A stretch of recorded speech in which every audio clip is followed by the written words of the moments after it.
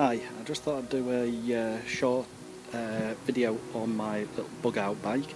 As you can see, I've realtreed or represented realtree on all the frame. This is actually my old Specialized Rockhopper Pro, so that's a really good bike. But what I've done is obviously I've tried to make it look less appetising to a feet. So it was bright yellow at one point with stickers all over it.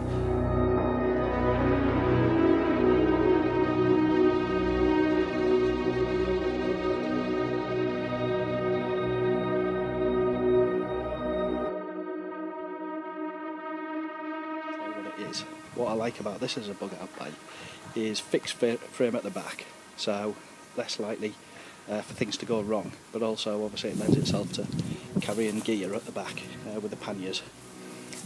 You've got the twin twin water bottles in the middle, bit of realtree, just stickers down the forks are suspension, so there's a little bit of luxury there, but you know, so this is a great bike for road and off-road. Not much gear over the front, simply so you got more control when cross-country.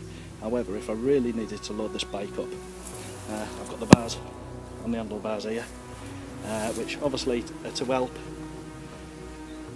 uphill, but also you can ank it from it on the front, so if I need to add some more gear to the front of this, load it up at the front, I can easily. At the back obviously there's loads of space on the back of the panniers to kit this up as well. I carry a couple of things in the panniers, but try and keep it mainly empty, hence why they're sagging a bit. But as far as actually keeping on the bike at all times, I keep some camo netting so I can cover the bike up in a hurry if I need to.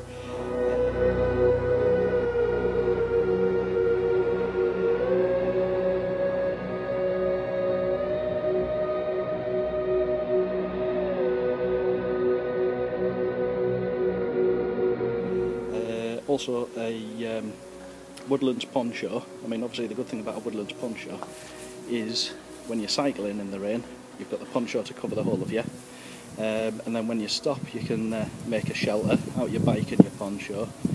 And obviously if you need to leave your bike somewhere and you want to protect it, you can do. And then on the other side I've got basic gear for keeping the bike in good condition. Now, a couple of things about this bike is actually it might look in places a bit worn and tired, like you can see there on the brakes, but actually all the running gear is absolutely prime condition. So you can see there, running gear is spot on. So again, I actually left bits and bobs that I didn't need replacing, that have gone a bit rusty. I've left them exactly how they are. So overall, the bike doesn't look too desirable to a feet.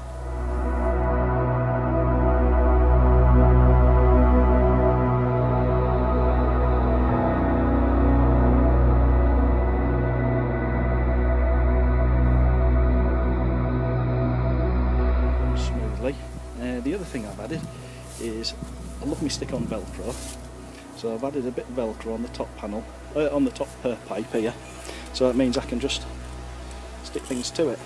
Like you can see there, little button compass, just stick straight on. If I need to, I can stick all sorts of gear to that as well. So in here, I keep my puncture repair kit. Got my light underneath, but obviously if I want to, I can just unclip that. In the front here, I've actually got a front light that fixes on, and I've got loads and loads of spare batteries in a waterproof container. So I've got that. Obviously, put your maps under there as well. Waterproof cover. So yeah, you can see there, when I'm talking about the running gear, when actually you go in there, you can see, a bit rusty, so not too inviting for a faith, but brand new brake pads. So, like I say, everything, new brake cables as well, and you can see the condition of the tyres is spot on as well. So, now the other thing I carry as well in there is I carry a spray on one of the camo paints, matte camo paints, in a spray can. So I've got that, so if it really did kick off and I needed to bug out into the woods, all these shiny bits that I could finish off, I can spray up in seconds, and it dries in minutes. So you know, it would really kind of disappear into the background as well. So that's just a little bit about my Bugout bike. As you can see, I can fit gear on the back of here as well. Loads of my camping gear. And I can wear my Bugout bag. So, and actually, in the front there,